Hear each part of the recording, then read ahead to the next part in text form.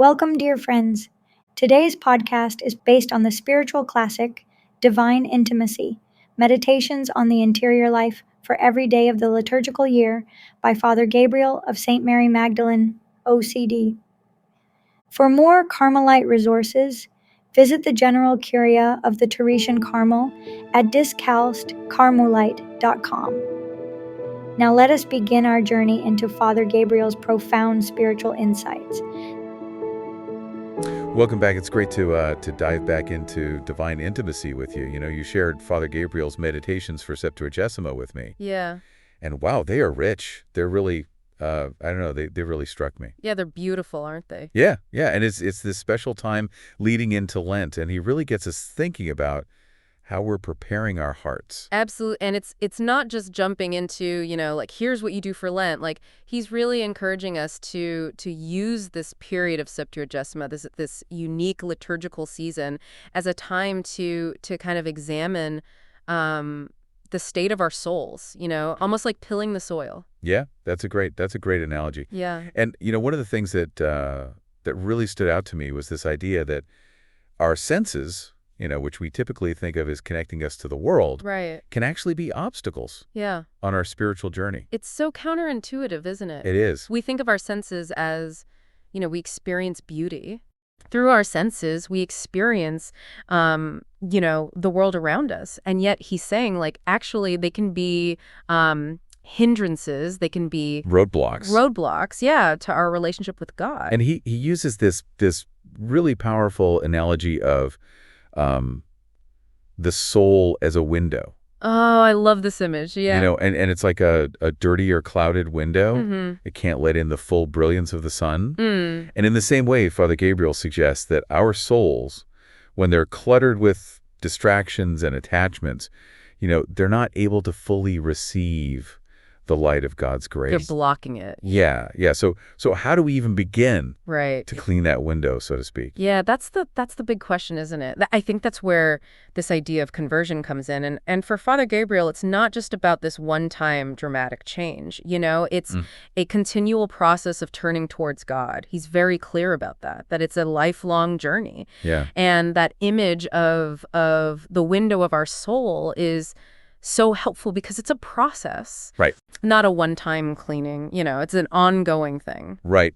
And he's also clear that we can't do this on our own. No, absolutely not. He talks a lot about the need for God's grace in this process. Absolutely. He uses that powerful vineyard analogy from the Gospel of Matthew. Right. Where God invites us to work in his vineyard. Right. But we have to choose to accept that invitation, Yeah. We have to actively participate. He's offering us the tools, the environment, the support. Right. But it's on us to show up and do the work. So we're not just passively waiting for God to do everything. Hey, not at all. Okay. Father Gabriel really emphasizes our cooperation with God's grace. And he even poses this really challenging question to us. He says, where are we standing idle in our spiritual lives?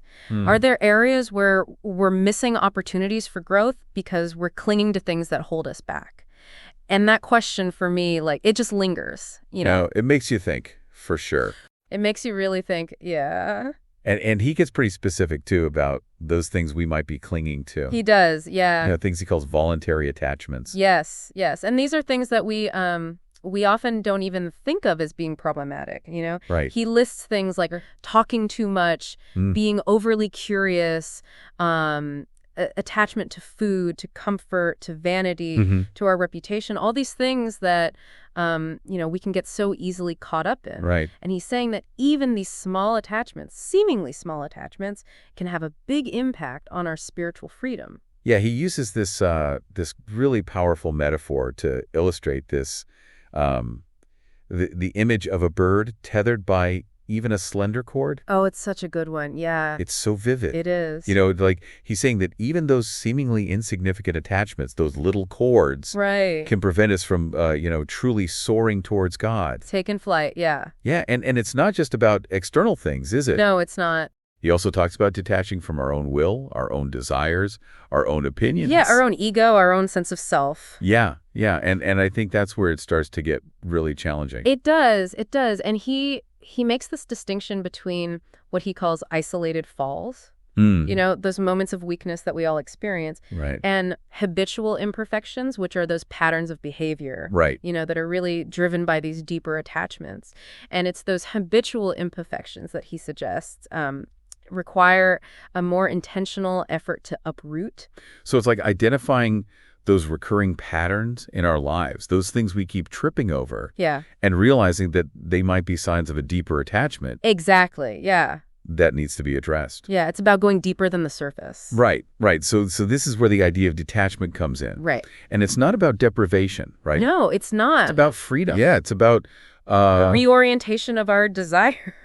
Yeah, reorienting our desires towards God. Exactly. Shifting our focus from the fleeting pleasures of this world to the lasting joy of union with God. That's it, yeah. So we're not aiming to become like emotionless robots. Right. Incapable of enjoying anything. No. It's more about recognizing what truly brings us a lasting fulfillment. Yeah, it's about purifying our desires, you know? Right. And he's clear that this involves a conscious effort of the will.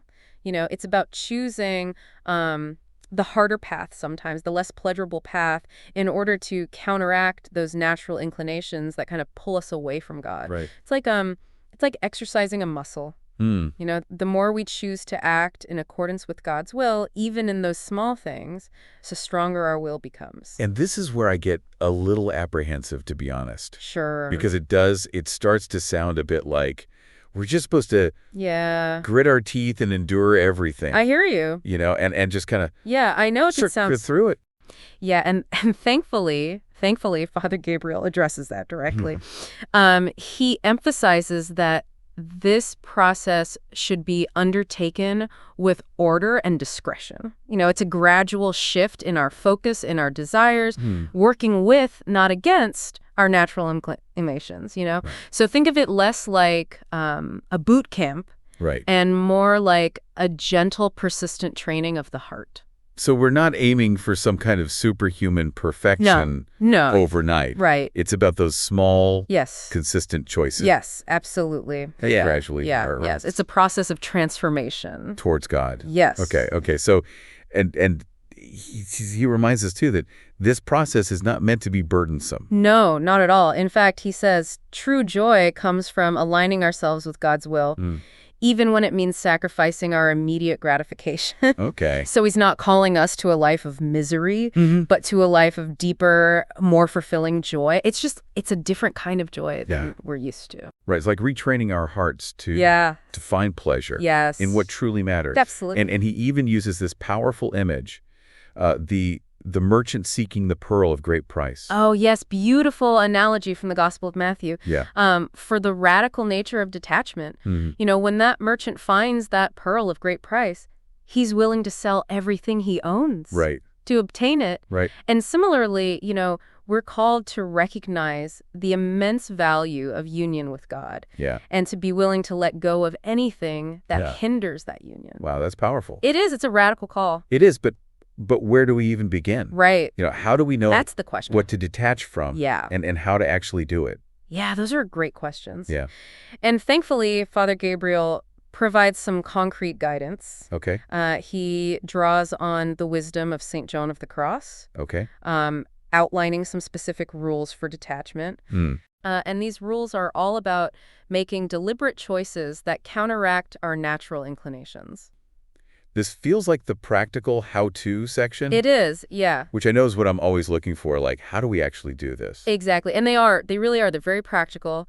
And Father Gabriel presents them as kind of guidelines for putting this idea of detachment into action. You know, he says we should choose the harder thing over the easier, the less tasty over the more flavorful, the less pleasurable over the more pleasurable. Okay, that's a pretty tall order. It is. It is. But I guess it makes sense if the goal is to train ourselves to resist those natural inclinations that pull us away from God. Exactly, yeah. It's about going against the grain, in a sense, you know, of our natural tendencies. Right.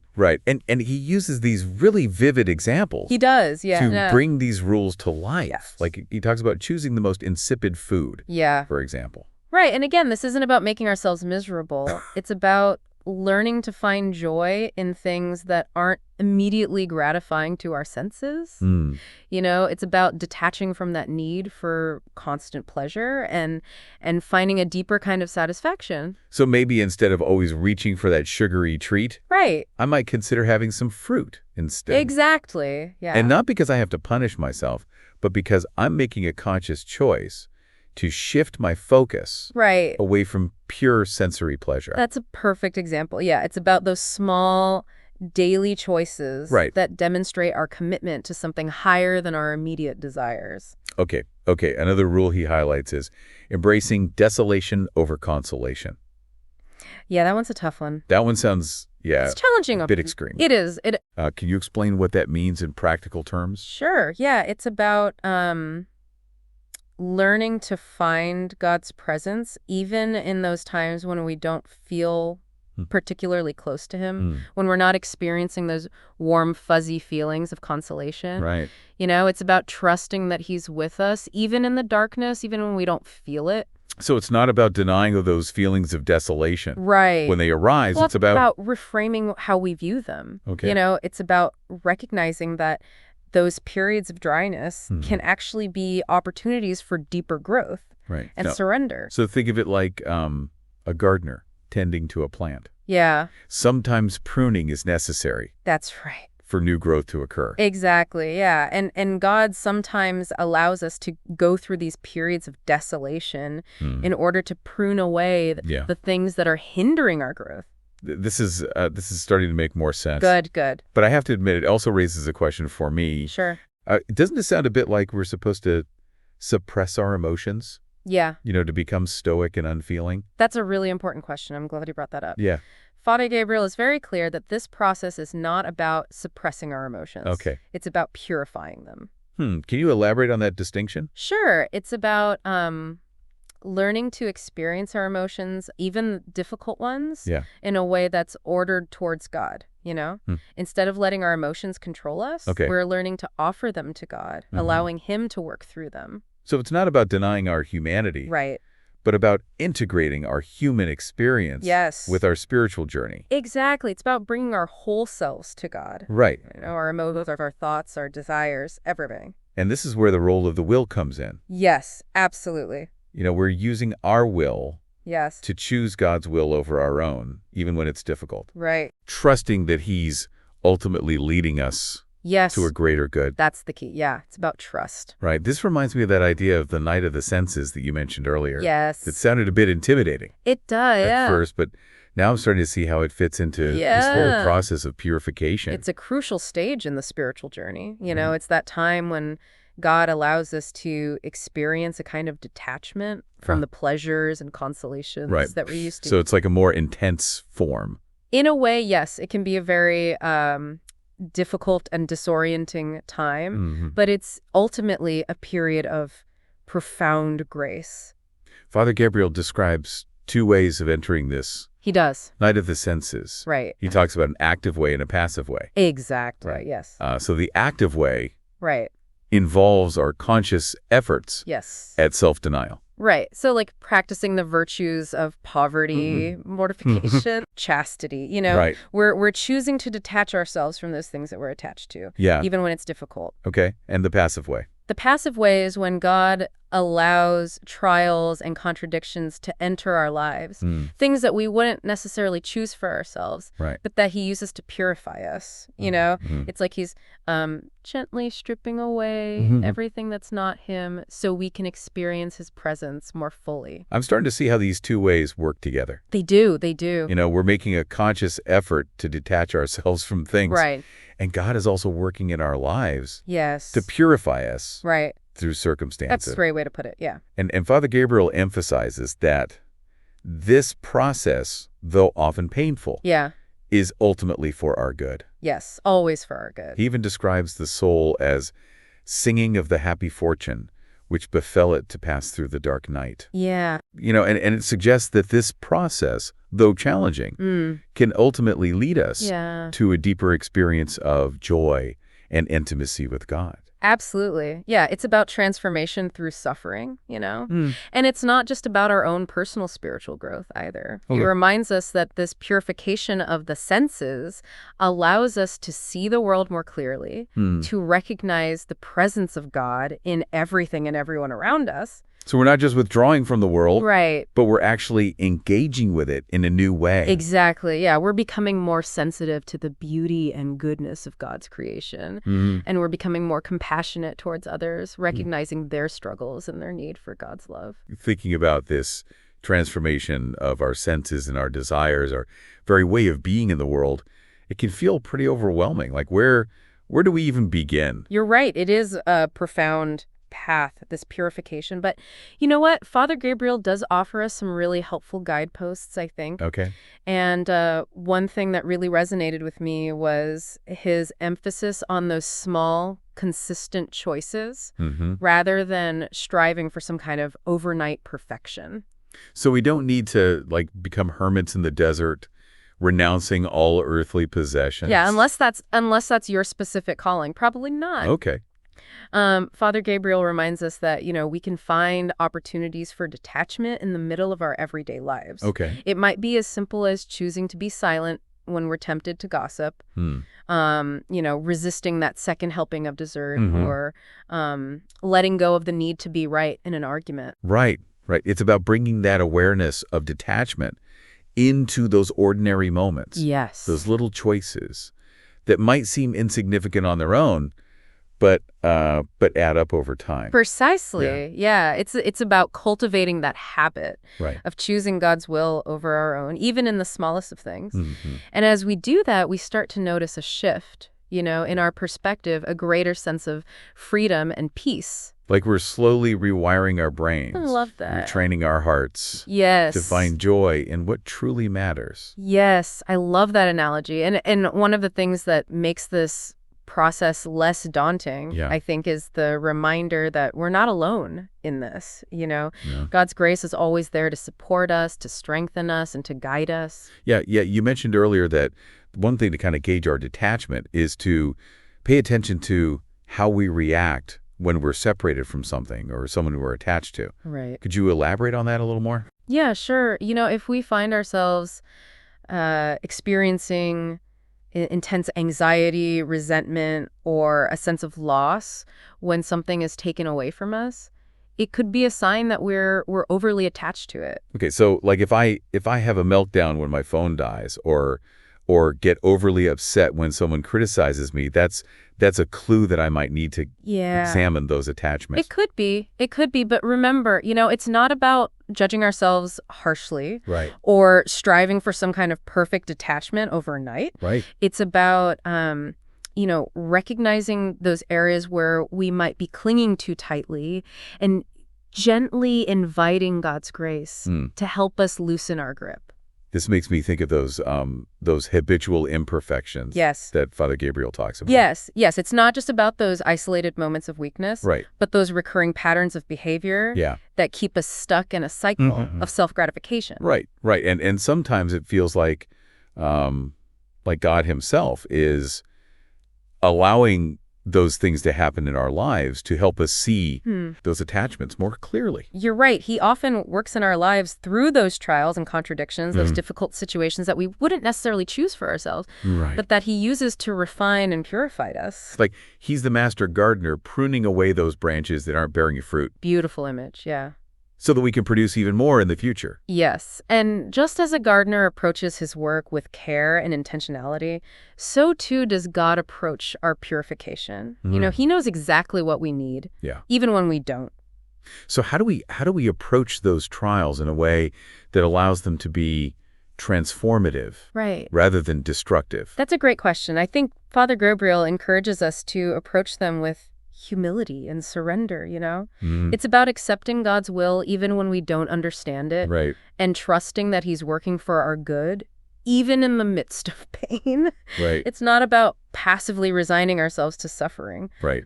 but about actively choosing to cooperate with God's grace, even when it's difficult. That takes a lot of faith, It does. especially when we're in the midst of those those dark periods, those nights of the senses where we feel so disconnected from God. It does, it does. But remember those periods of darkness. Yeah. And they're never the end of the story. Hmm. Father Gabriel reminds us that even the darkest night eventually gives way to dawn.